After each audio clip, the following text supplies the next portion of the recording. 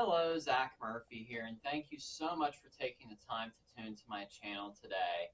In today's teaching, I would like to talk to you about the importance of prayer and give a call for, getting back to a lifestyle of praise and prayer, because it's so important that the Church of God, that the house of God is a place of prayer and praise.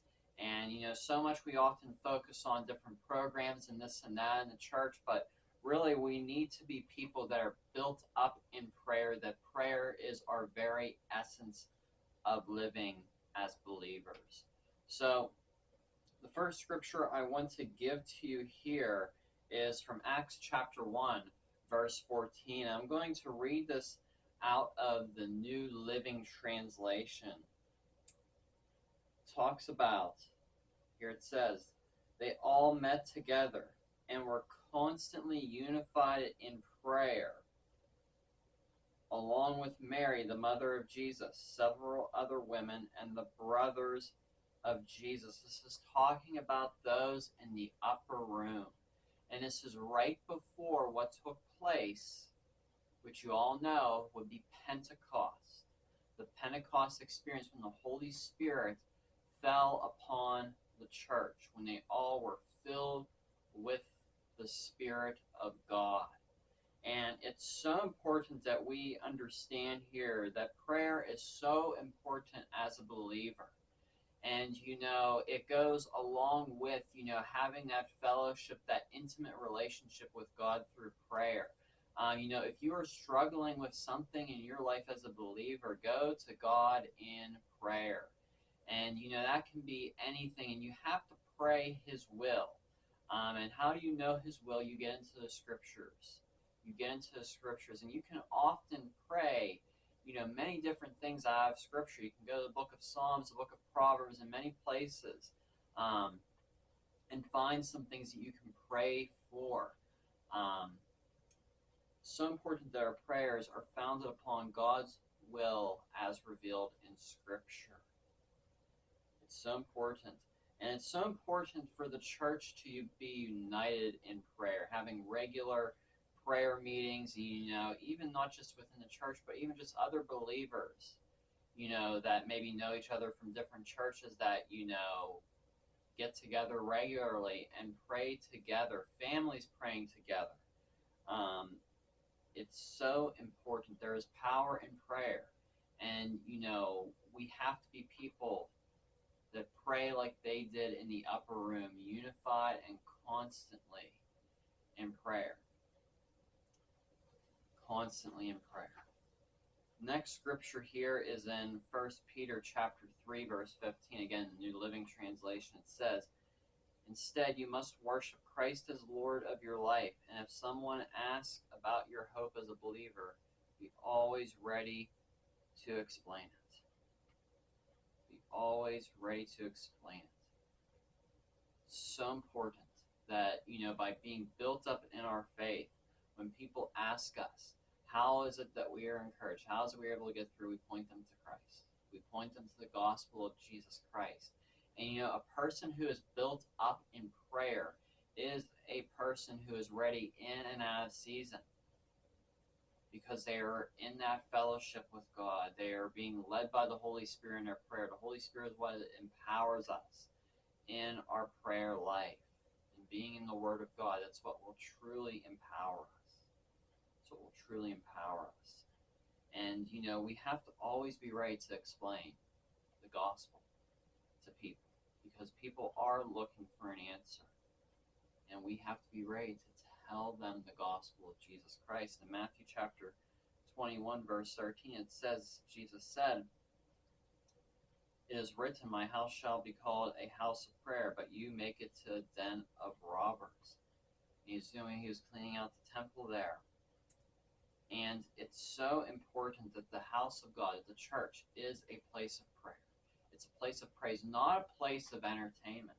We see so much today, sadly, in America, where the church has become a place of entertainment. It's about this, it's about that. And yes, it is a good thing, for churches to, try to have a good appearance, make things look nice in the building and welcoming and all of that stuff. But there's a fine line between that and trying to blend in with the rest of the world. There's a fine line with that. And it's so important. It's so important that the churches are places of prayer. Places of prayer.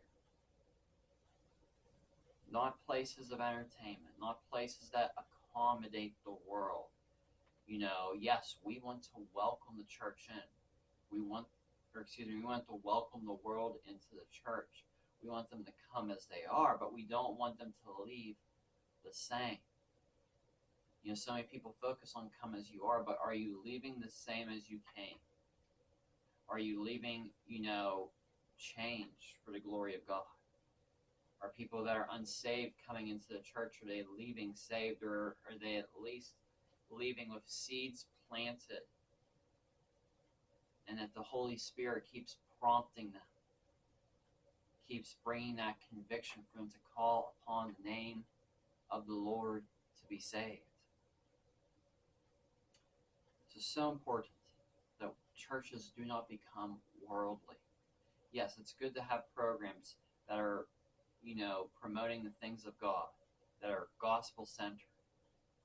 It's good to be a welcoming church, but we do not want to compromise and become a place of entertainment or a place of, just focusing on building, the church's kingdom rather than the kingdom of God.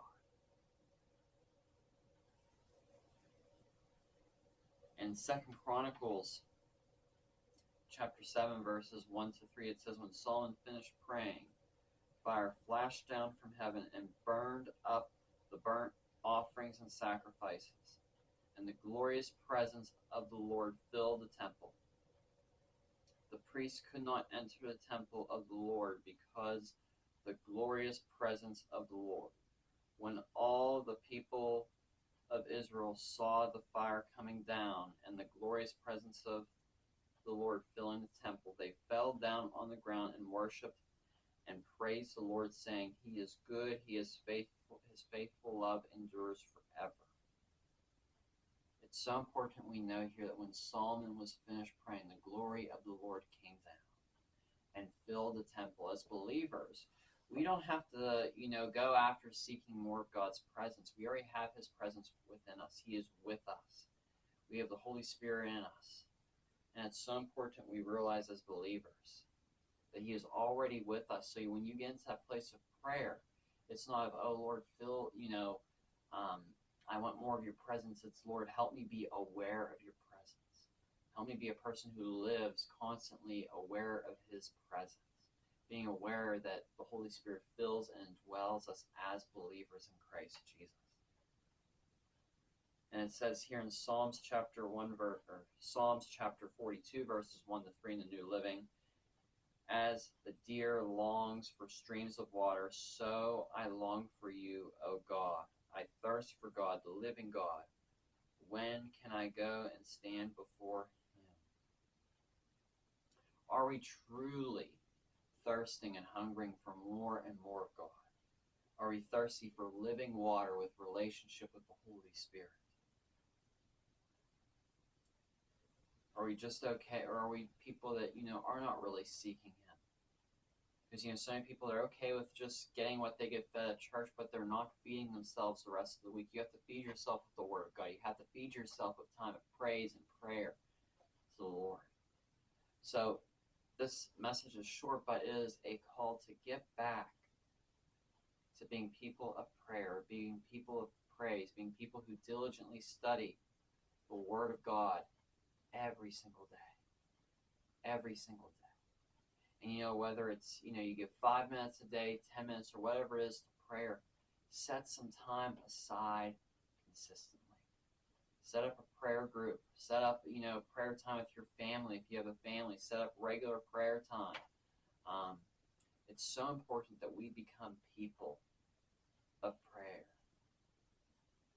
That we become people of prayer, and that we are people that go before the throne room of grace regularly and receive mercy. that we are people that are so intimately acquainted with the Lord through Jesus Christ, that when we go about our daily lives, that people know that we know the Lord, that we've been marked by his presence. That's all I have for you today. I hope this has been a blessing and an encouragement for you. Be sure to hit the like button down below and give this channel a subscribe, and also share us with a friend or a family member. God bless you, and have a great week.